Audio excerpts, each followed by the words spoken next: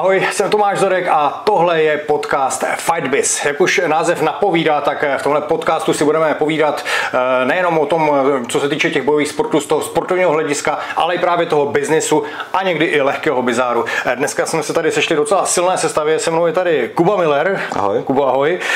Ne každý ho má rád, ale je to můj stálý expert, nebo měl by se tady objevovat v roli stálého experta a málo kdo tomu fakt rozumí tolik jako on. Je to první Čech jako rozhodčí v UFC, jestli se nepletu. Jo. Zkušený trenér, k jehož rukama prošel třeba David Pink Panther Kozma, Matěj Kuzník a další skvělí zápasníci, takže Kuba prostě bude můj stálý expert. Pak je tady Lukáš Dekýš, to je naše dnešní sportovní hvězda, česká profi boxerská jednička napříč váhami.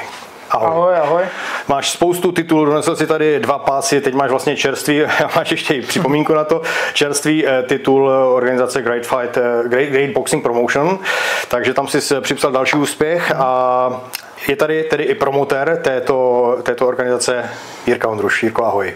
Ahoj, ahoj. Takže jak jsem říkal, fakt velmi silná sestava. Převažuje ten box dneska, ale určitě si nechci povídat jenom o boxu, protože MMA to je sport, který jde nahoru a trošku ten box zastíňuje, ale když se pak jedná o velké prachy, tak vlastně i ty největší hvězdy MMA jdou do toho boxu. Tak čím to je? Kubo, zkus ty. Tak je to tím, že v boxu je schválený takzvaný Ali Act, což je zákon, který vlastně znemožňuje to, aby jakoby všechny strany, co se týče toho pro má vlastně jeden člověk. To znamená, v Česku to máme tak, že vlastně, nebo řekněme v Americe UFC, vlastní to prostě.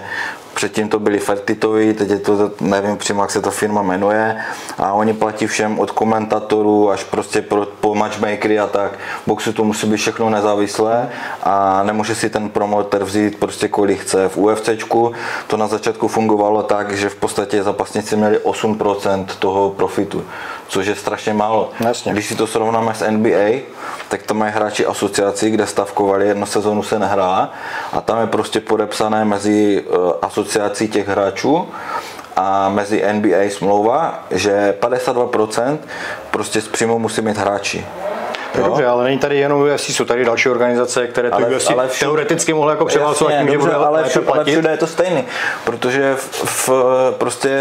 na rozdíl od boxu nejsou v MMA žádné nezávislé žebříčky, takže to tady má Lukáš pas VBC a to VBC určuje prostě, kdo bude o ten pas boxovat. A když ten borec odmítne, tak o ten pas může přijít, když to v UFC si to řekne UFC, ona platí i matchmakery, i ty, co dělají žebříčky, i komentátory, to znamená, když je box, tak ten box vysílá třeba DAZN, předtím Showtime, HBO, takže ti komentátoři jsou nezávislí a ti komentátoři ti neřeknou, hele, tohle je mismatch, proč tady tenhle boxuje s boxovacím pytlem. No, když se mi ten zápas nelíbí, tak to řeknu. Když to rozhodčí otočí, tak to řeknu.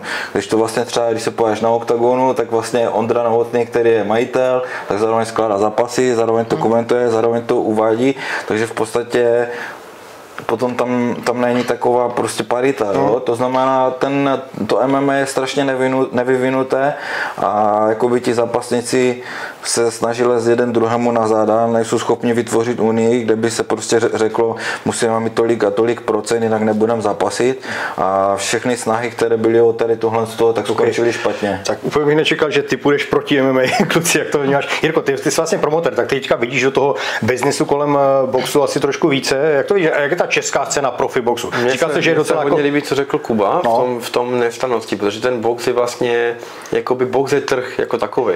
Tam jsou nezávislí matchmakeri, kteří prostě hledají vlastně svoje zakázky a které potom dávají dokupy.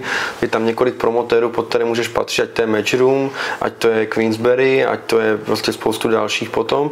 Do toho tam vstupují právě ty vysílací práva a to tomu trhu dává jakoby nějakou, dejme tomu, samostatnost. Dá se týká České republiky, tak to je zatím jako velice špatný, Lukáš mi dá za pravdu, český profibox, česká profiboxerská scéna je velice špatný trh a jakože teď to není o tom, že se chci dělat reklamu, snažím se s tím nějak bojovat, ale...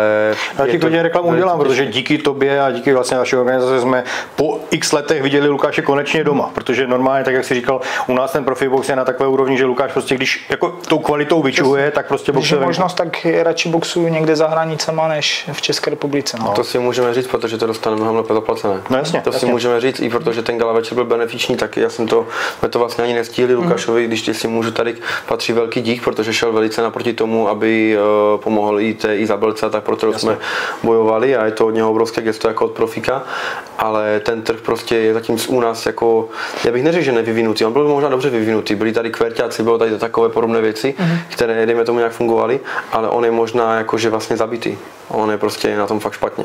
Ale v zahraničí to funguje prostě jinak. Tak snad se vzpamatuje, Luky, jak těžké bylo prorazit právě na ten zahraniční trh, protože já znám spoustu kluků, kteří z Česka jezdí boxovat do zahraničí, ale většinou tam jezdí jako v podstatě jako ta potrava, když to přeženu, jo? Že prostě dělají skóre těm zahraničním borcům. Ty jsi šel jinou cestou, ty jsi zbudoval to skóre, jsi vlastně neporažený profesionál, teď máš kolik, 14-0? Máš 6 pásů? 6 pásů, no. Takže to asi nebylo úplně jednoduché. Tak jak je těžké vlastně se dostat na tu scénu a zůstat neporažený? No tak tím, že já už jsem si to nějak vybudoval už kdysi dávno už od té amatérské kariéry, jo, kde jsem odboxoval asi 145 zápasů, byl jsem reprezentant, byl jsem 4násobný mistr republiky. V roce 2018 jsem přišel vlastně do toho profi ringu, kde jsem jak kdyby na bilanci odboxoval jeden zápas, to bylo vlastně v Ostravě taky, nebyl to žádný gala večer, ale spíš byl to takový zápas na boxrek, nebo spíš na rekord. Na druhý zápas jsem jel hned jako původně na porážku a jel jsem vlastně do Švédska, do města Katrineholm, kde jsem měl původně na porážku, otočil jsem tam zápas, vyhrál jsem po 6 kolech, dostal jsem dobrý kontakt vlastně na manažera Polaka, s kterým doteď spolupracuji a byla nějaká nabídka zápasu v Polsku, o kterých jsem ani jako neuvažoval, že bych to nevzal. Šli jsme do toho a co se vlastně dalo, to jsem povyhrával. Jasně. Pořád ti ale chybí taková ta největší příležitost, že by zaboxoval nějaký ten světový titul. Jak je těžké dostat se k takové příležitosti? Jak je těžké? Kolik ti k tomu ještě chybí? No já si myslím, že právě máme našlapnuto úplně nejlíp, co jde teďka. V žebříčku jsme fakt opravdu na boxreku hodně vysoko, takže si myslím, že do půl roka, maximálně do roka už bychom mohli boxovat o nějaký celosvětový pás, jo, o mistra světa nebo například o mistra Evropy, což máme plánu, že to tak bude. Doufejme, budeme držet palce. Kubu, jak ty vnímáš vlastně tu českou boxerskou scénu? Já nevím, jak se v ní orientuješ, já vím, že ty jsi expert hlavně na to MMA, ale jak vnímáš ten český box? Tak já jsem začínal s boxem, teda jakože byl jsem špatný boxer, ale prostě pár zápasů jsem odboxoval. Takže jsem vlastně trénoval u pana Katnara, u pana Anderta v Brně, a takže s boxem jsem začínal a box jakoby jsem měl rád ještě před MMA dávno, takže jsem vyrůstal na Lennoxu Lewisovi, Georgi Foremanovi, Evanderu Holyfieldovi, Ridi Chubovi, prostě tady těchhle borcích, takže jakože box byla vždycky moje srdcovka. Poslední dobou trošku už se mi to líbí trochu méně, protože ta politika v tom přece jenom kdysi to bylo trošku jasnější, kdo je. No má vůbec světový box teďka takové osobnosti, jak jsi zmiňoval třeba ne, určitě, právě, že určitě to tak není, no, ale takhle určitě to není tam, prostě, kde to bylo v době, kdy byl prostě Lukáš Konečný, s kterým jsem vlastně já začal server Profi Boxing, psal jsem tam s tím články a v podstatě já jsem tam byl první redaktor a prostě Lukáš Konečný a Ruda Kraj byli v německé stáji a prostě ať je to jak je, tak Lukáš Konečný je jediný borec za posledních XY let, co prostě měl ten interim titul VBO fakt jako mistra světa a zápasil několikrát, dvakrát nebo třikrát prostě fakt o mistra světa VBO s tím, že s Zinzi Rukem prohrál tak těsně, že se mu to dalo dát, jo. A v té době si myslím, jakože vím, kolik bral prostě Lukáš za zápasy, prostě když byl v tom Německu a řekněme prostě Klidně to řekni, ale tady máme o biznisu. Ale v té době mi říkal, že má 1 milion za zápas, takže jakoby myslím, že tady na téhle úrovni asi ještě Lukáš není, nebo já nevím, no, možná ještě jo. Ne, no. Ještě ne, a bylo by tu super, kdyby jo, a tam je to hlavně o tom managementu, jo, protože jakoby ty seš vysoko na boxreku, což je super, ale tam je strašně důležité se soustředit konkrétně na tu jednu organizaci. Takže já jsem se koukal třeba na žebříčky VBC a tak. A prostě je to o tom vztahu manažera s tou organizací. A Lukáš vždycky šel potom VBO. Takže Lukáš byl třeba 2 ve VBO prostě a i v té době byl třeba v těch jiných organizacích, byl třeba mimo 20 nebo tak, jo. Ale soustředil se na zápasy proti těm borcům, co jsou v rankingu VBO. A tím pádem potom šel třeba nějaký eliminátor, kdy to byla prostě 2 proti 3 nebo 2 proti 1 a pak ten zápas dostal chtě nechtě prostě. Chtěl s ním ten Zinziru boxovat asi spíš ne, protože ten jeho styl nikomu neseděl. Prostě zabálený, prostě nepříjemný spotky, tohle, ne, velké jméno, chirurg, jo. A v podstatě tam je to za mě strašně o tom šikovném managementu a spolupráce prostě s těma organizacemi. V podstatě jsou 4, že VBC, VBA, IBF a VBO. Ono je víc, ale to jsou ty 4 nejprezdější. Jasně, ale ty ostatní pasy, řekněme, víš co, to je jakoby, potom už je to trošku menší úroveň, jo, a strašně důležité stoupat v tom žebříčku ten konkrétní organizace. A právě ta VBC je zajímavá v tom, že ona má víc druhů těch pasů. Jo, tady máš vlastně jakoby azijský titul. Euroazijský, a pak máš ještě nějaké youth, potom je interkontinental, takže vlastně ty pasy a tím, že si ho vyhrál, že jo, tak bys měl být blíž potom tomu interkontinentálnímu. Jak vyhraješ ten interkontinentálně, tak můžeš jít prostě potom o ten nějaký přechodný a prostě tak nějak se k tomu pracuješ na tom žebříčku. To je vlastně dobrá otázka, jestli se na to nějak s manažerem třeba soustředíte právě na tu jednu organizaci, nebo jdete tak jako napříč?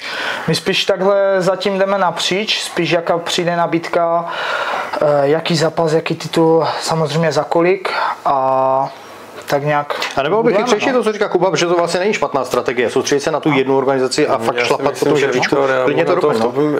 Já si myslím, že Viktor má velice dobré vztahy právě s WBC. Což jako víme, protože když Lukáš ho získal na tom gala, byly 2 WBC opasky a co my jsme s Viktorem jako dobří kamarádi, aby možná ani u nás Lukáš neboxoval. A Viktor má v WBC velice dobré konexe. A myslím si, že WBC možná pro českopolský trh je i možná nejsnažší pro komunikaci, proto vidíme, že když nějaký český boxer má nějaký takový pás, dejme tomu euroazijský, evropský, CASBB, to většinou je WBC, nevím čím to je, tak daleko do té politiky nevidím, ale možná tam právě jako jsou nějaké sympatie vůči tady těm promotérům nebo tak, protože WBC má i Vasil Ducar, že jo, teď o něj měl jít fight, který nakonec jako nešel, Polakovič měl CASBB, takže myslím si, že možná to je i tady tím, ale Viktor má určitě dobré kontakty právě v WBC. Jestli můžu vstoupit, tak tam je to problém možná i tím, že to WBC má těch opasků určitě nejvíc. Ono jich má asi 12, jo. Jakože tím to nechci nějak zhazovat, ale prostě máš prostě na vrchu máš ten fakt titul mistra světa, pak máš nějaký mládežnický, latinskoamerický, severoamerický, pacifický, oceánský, víš, takže jo, těch jako pasů je tam nejvíc, je tam WBC Silver, toto Silver, jo. A prostě pak máš prostě snad nějaký do 21 nebo do 23 let a v podstatě oni jsou schopni prostě ty pasy fajn prodat, jakože ono snad WBC je v Mexiku, má sídlo, takže v podstatě nejpevnější vazby mají vždycky na mexické borce, vždycky prostě a i to, že to je jakoby rozdivizované hodně. Jo, ale oni dělají prostě ten biznis dobře, těch pasů je víc, ale zase ti borci, když se podíváš na ten boxrec, tak prostě ti, co mají ten reálný pas, prostě tak předtím boxovali o ty menší, takže to není tak, že dostaneš ten menší a nedostaneš šanci, jenom takové, tady mi dej peníze, můžeš se s tím vyfotit a nezajímáš. Pomaličku stoupáš prostě, jo, těch pasů bych řekl, že jsou takové 3 patra toho, jo, a prostě pak, jak už se dostaneš na ten třeba interkontinentální, tak už jsi blízko. A říkám, Lukáš má výhodu mládí, jako ten ještě má tu cestu dlouhou, takže si myslím, že v profi určitě a hlavně prostě sledovat ten žebříček, jo, v podstatě, když se pojáte na stránky WBC, tak tam máš žebříček prostě top 40 boxerů ve všech váhách a fakt to 40. Nejsi 40 WBC, nejsi. Jaký? Ty jsi 23 tuším. 23, 28. 23 v 67 místě. Jo. 23 myslím, že jsi, no. No, tak to je pěkný, víš co, a tam je třeba, nesleduju. Ale je zajímavé, že prostě ten žebříček není založený prostě na boxreku, ale je založený čistě nezávisle na tom WBC. Jasně. Takže když budeš zapasit s někým, kdo je o 20 míst před tebou na boxrek, ale pod tebou v WBC, tak ti to dá méně pro WBC, než když budeš prostě boxovat s někým, kdo je prostě na tebou.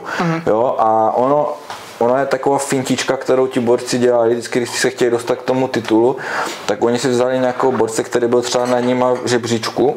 Aha. Ale už byl trošku za Zenitem, jo? Takže prostě borec, co byl třeba takže borec, co byl třeba v tom WBC před 10 lety šampion nebo vyzývatel, ale teď je tam třeba 10, ale už prostě to není to, co to bývalo. Jasně, uděláš gala večer, zaplatíš mu to a prostě takhle se strašně prostě dostaneš blíž k tomu topu. A takhle víceméně v tom boxu prostě fungují ti promotéři. Jasně, ale tohle platí v MMA, tam se taky dělají. Samozřejmě, jo, taky mám pro kluky jako cestu do UFC s tím, že prostě vemu v 61 borce, co zapasil kdysi v UFC 57, ale furt je v tom Fight Matrixu nahoře, jasně. Dáš mu vědět 14 dnů dopředu, prostě dáš mu tam nějakou sumu a prostě, tak to je, teď jsme řešili i profi cestu vlastně Natky Poleníkové, která pod námi vlastně vstoupila do profi a samozřejmě taky jako uvažuješ nad těmi zápasy a to jako na tom není nic špatného, to samé Lukáš, když se podíváš. Tak to je realita. Lukáš si to vydržel, sice on je pravda, že možná na ten první zápas do Polska na porážku nebo minimálně do těžkého zápasu a on právě to možná jako jediný český boxer zlomil tím, že opravdu bral těžké zápasy, opravdu je vyhrával, překvapení všech, ale tak jako samozřejmě já bych třeba možná Ducara, ten taky si to asi v cizině tam udělal překvapení. Ale Vasil potom bohužel v těch klíčových duelech prohrával i takhle. Ale samozřejmě potom ten manažer, to je role manažera přece, že jo, jako přemýšlet prostě na tou kariérou a najdeš prostě v žebříčku boxreku, já nevím, někoho, kdo, příklad Lukáš je 48, tak myslím si, že najdeš, když byl 200, tak najdeš prostě někoho v top 100 a zjistíš, že aha, ale tady ten je pro nás nejlepší varianta. No, nicméně, když se řekne money fight, tak se často skloňuje taky jako že to jde napříč těmi sporty, že právě nějaká špičková MMA hvězda jde s nějakým boxerem, ať už to byl McGregor s Mayweatherem, nebo spousta dalších bývalých skvělých MMA zápasníků, třeba s Jakem Paulem. Jak se na to vlastně díváte, kluci? Kubo? Já si myslím, že to je prostě hodně o tom promu a v podstatě, tak jak říkal Jirka, tak když si pamatuju, tak ty tiskovky prostě Mayweathera s McGregorem, tam bylo snad 3 měsíce, že jezdili po celém světě. A to byla jedna tiskovka za druhou a tam bylo prostě 10 000 lidí na těch tiskovkách. Oni měli udělaný prostě scénář a oni to promovali, když to UFC v podstatě každý týden. A těch pay-per-view je strašně hodně a těch money fightů v tom boxu je strašně málo. A na ten zápas Mayweather Pacquiao se v podstatě čekalo snad 10 let, kdy se hádali o krevním testování prostě, že Mayweather obvinoval Pacquiao z dopingu, ten zase říkal, že si nechce vzít krev prostě a ten vlastně Mayweather chtěl, aby se testovalo i před zápasem třeba 3 měsíce, 2 měsíce, měsíc, protože řekněme si, jak to je, že Pacquiao prostě je šampion 8 váh a 7 váh, myslím. 8, jo, určitě, ale boxoval snad ve 12, jo, to on přešel z neuvěřitelně nízké váhy, prostě on když byl... Myslím, že 48 kg do 75 snad boxoval, takže... Jo, a v podstatě takovým způsobem ono tam hodně lidí upozorňuje, že mu narostlo čelo prostě a lítka se mu strašně zvětšila, takže ten Mayweather měl určité podezření, jo, a samozřejmě taky asi nechtěl úplně s tím Pacmanem boxovat na vrcholu, takže v podstatě protože on byl ten A-side v tom zápase, takže ho nechal fajně zestárnout a počkal prostě v té době, kdy měl ty své kongresmenské vystihl to dobře. Jo, ale zase potom ten zápas hodně lidí zklamal a tím, že byl takový neatraktivní, tak hodně lidí od toho boxu odradil, tak samo, jak bylo obrovské promo McGregor prostě s tím Mayweatherem a prostě se snažili přesvědčit, že prostě McGregor má šanci a že ho na jednu ránu se střelí a pak v podstatě to bylo tak, že Mayweather si z něho dělal srandu a mohl to ukončit, když chtěl. Jo, za mě, já nevím, jestli máte stejný názor, ale za mě prostě, za mě to byl úplně nesmyslný zápas. No, ale pozor, třeba Ngannou s Furym, Ngannou posadil Furyho na zadek. No ale pozor, ale tam Fury, tam to těžce podcenil. No jasně. To je jedna věc a druhá věc je... na to netrénoval snad, nějak. Přesně tak, ale Fury je borec, který má dlouhodobé problémy s disciplínou, ať už to se týče drog, ať už to se týče stravování. No za mě prostě... je to asi vůbec největší boxerský talent, jaký znám. Akorát to si nemyslím. A... Myslíš, že ne? Ale já ho považuji fakt za jako topku, ale bohužel ten jeho přístup je takový je. Pokud považuješ jako výšku za druh talentu, tak asi možná jo, ale zase když ho srovnám prostě, já nevím, s borci typu Tyson, Holyfield, jakým způsobem se hýbali, i třeba ten Lennox Lewis, tak prostě tohle je úroveň. Když výška jako typ talentu, tak mi napadne třeba Valujev, jako tam to bylo. No dobře, no, ale tak Valujev taky dostal na držku od skoro 50 let toho Holyfielda, že? A v podstatě... Je dokonce s Davidem Hayem boxoval. Jo, taky. A to byla jakoby já si myslím, že ten Fury trochu profituje z toho, že prostě v těžké váze je teď asi nejslabší období, co se týče boxu. Jo, prostě v těch 90kách to byla úplně jiná jména. A já jsem četl nějaký článek prostě jakoby o tom, proč není takový talent v těžké váze, co se týče boxu, protože tam vidíš hodně lidí jako Wilder, který začínal strašně pozdě, a nevím, jestli se shodneme, ale Wilder neumí boxovat. Wilder není boxer, jo, ale dostal se k titulu. A to samé jako, sorry, ale určitě v době, určitě v době, jako Usyk je skvělý boxer, ale za mě prostě, jo, ten Wilder v době, prostě když tam byl prostě Holyfield, Riddick Bowe, Lennox Lewis, Tyson, Moorer, George Foreman, Briggs, Golota byl taky strašně dobrý. On by se nedostal ani do top 10, jo, a dneska je šampion. A prostě já jsem si četl nějaký článek a tam se psalo, kdyby Muhammad Ali žil dneska, tak by hrál basketbal. Protože třeba v tom NBA jsou dneska takové peníze a člověk už se mnohem víc ví o těch poranění hlavy, protože když si se o tom bavilo prostě tak, jo, a prostě říkalo se punch drunk, prostě o opilí z úderu a vědělo se, že prostě ti boxeři hůř mluví, nevědělo se proč. A teď máš prostě případy jako Gerard McLellan, což je prostě nejlepší kamoš od Roye Jonese, kterého i porazil v amatérech, a borec zápasil v Británii s Nigelem Bennem, dostal tam nějaké zátylky a ten borec skončil v podstatě, on neumřel, on skončil jako zelenina. On v podstatě přišel 66% mozkové kapacity. Já jsem zase slyšel, že umřel právě po tomhle zápase s tím Nigelem Bennem. Ne, on žije do dneška, můžeš se na něho podívat, je na vozíku, nevidí, prakticky neslyší, nemá žádnou paměť, a Roy Jones říkal, jako, že jsou nejlepší kamoši, a říkal, že ho nemůže vidět, jinak už by nikdy nešel boxovat.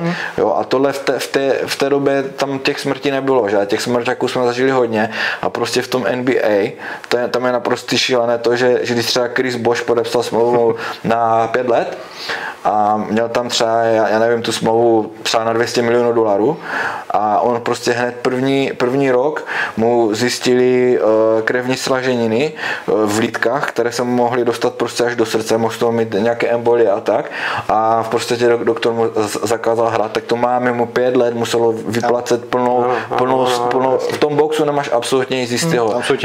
Tam seš jedno zranění kolena od toho, že nemáš žádný příjem. V tom NBA podepíšeš smlouvu na 5 let, i když tě ten tým propustí, dál tě platí. Jo? To znamená v tom to neplatí jenom NBA, ale NFL. Jo, ale prostě když se fotbalista přestoupíš, prostě teďka Neymar přestoupil do Arabie a zranil se už v prvním zápase, nebo tak. Jo, ale pořád v tom NFL, tam taky je film concussion, taky jsou prostě ta zranění mozku, ale v tom NBA to nejhorší, co se tím může stát, je asi prostě zlomený kotík nebo takhle, a fakt ty kontrakty jsou garantované. Jo? Takže tam v podstatě pro ty mladé atletické černochy, protože co si budeme, kdyby třeba LeBron James jako boxoval, tak to by bylo šílené, protože ten borec je atletický. Já nevím, asi se třeba na basketbal nekoukat, jo, ale prostě ti borci, ale tak samo Muhammad Ali byl neuvěřitelně atletický. Ono se říká, že prostě předtím, než on šel sedět, tak se ho nikdo nebyl schopný ani dotknout. Jo. Ještě ten Prime, prostě, ještě jak se jmenoval Cassius Clay, tak on byl prostě neuvěřitelným způsobem atletický, ale i atletický, i fantastický boxer, i showman, to v sobě je všechno. Jo. A dneska to není. Dneska není žádný Joe Louis, není žádný Muhammad Ali, prostě tady tíhle borci, jo. Mi přijde, že byli jako drobnější, oni byli právě atletičtější, dneska jsou jako větší, ty super těžké váhy. Usyk je taky drobnější a dělá se z nich taky srandu, že? Na to jsem chtěl navázat, že to ukazuje i tu slabší váhu, tu slabší těžkou váhu. Když se podíváš, tak bavíme se třeba Fury, Wilder to za mě jakoby není boxer, Fury má obrovské problémy jako disciplínou a tak dále, a jakože prostě vyšvíhali tam všechny Usyk, který je prostě křížová váha a teďka míří zpátky, jo, prostě to taky asi vypovídá o tom, na jaké úrovni ta váha momentálně. Ukrajinci jsou každopádně úplně po té technické stránce, mi přijdou úplně někde jinde. No, opravdu, určitě. Usyk, Díky tomu je porazil. Usyk, dejme tomu Lomačenko, i když sice teďka má, kolik má skoreš? No, má tam nějaké prohry už. 15-3. Ale vždycky kvalitní zápasy udělal. No, ale zase Lomačenko, když si vezmeš tak 3 prohry, ale z toho jednou si myslím, že ho oškubali s tím Hennym. A potom ten... A s Teofimem Lopezem byl zraněný v tom zápase. A tu první prohru s tím Salidem, co měl, tak za prvé Salido převážil a za druhé mu dal asi 30krát podpas, jestli si ten zápas viděl. Jo, tak ten Orlando Salido, on potom dokonce byl chycený za doping a převážil v tom zápase a fakt jako neskutečným způsobem fauloval. Jo, takže... Říkám, a s Teofimem byl taky, měl zraněnou ruku, on šel okamžitě poté, on z toho zápasu jel de facto na operaci, takže to taky bylo takové. Takže reálně a v podstatě jako... je to borec, který šel snad o mistrovství v svém 3. profi zápase nebo takhle. Prostě normálně to něco podobného, jak šel teďka ten Andy Cruz. Andy Cruz, Kubanec, no. Kubanec, tady přišel byl přesně tak brutální amatér úplně prostě a jsem viděl jsem to jako poprvé, že šel prostě, on šel debut o IBO. Okay. Mě ještě zajímá jedna věc, už jsme trošku odbočili zase od těch money fightů. Mě by zajímalo třeba, Luky, jestli by ty si šel do nějakého money fightu třeba s nějakým MMA fighterem. Záleží, no asi, jaká by byla nabídka. Každopádně teď se držím jak kdyby v té své sportovní kariéře. Nepřemýšlím vůbec o takových věcech. Chtěl bych se jenom věnovat naplno jenom boxu a nepřemýšlím teďka o takových věcech, že bych šel nějaký money fight. Kdybys dostal nabídku. Samozřejmě všechno záleží, no jo. Jaká by byla výplata. Bůh ví, no. Jo, takže ani třeba nějaká těžká váha, jako třeba neboxer, ale těžká váha, jakože by ti to jako neto. Teď se tak nějak jako na to... Alexander Cverna. Třeba. Nedívám, ale nevím, teďka asi tak nějak úplně jsem nikdy o tom nějak nepřemýšlel. Clash of the Stars, 500 000, bral bys nebo ne? No, ale ne, to je dobrá 500 000 za zápas Clash of the Stars, bral bys? Nevím, to je těžko proti dvěma kotlárům když bych měl boxovat nebo mít zápas v Clash of the Stars, tak bych chtěl, aby to bylo fakt jako s kvalitním borcem, aby to byla sportovní úroveň, aby to nebylo s nějakým, dejme tomu, s proměnutím Kašparem, ale fakt, aby to mělo nějakou kvalitu. A záleží, no, jaká by byla nabídka. Ale když už bych tam měl být, tak Tomáš Lesy už mi slíbil, že tady přijde, tak já se ho zeptám. Domluvíme ti zápas. My si to domluvíme, hele, my chcem s to máme jenom 5%. Ano. Záleží, no. Tak jo, kluci, já myslím, že jsme to dneska probrali docela hodně. Mými hosty Kuba Miller, Jirka Ondruš, Lukáš Dekýš. Díky moc, že jste přišli a myslím, že se nevidíme naposledy. Tak díky za pozvání. Děkuju. No a z dnešního podcastu Fight Biz je to tedy vše. Dívejte se určitě i příště. Těšíme se na vás. Ahoj.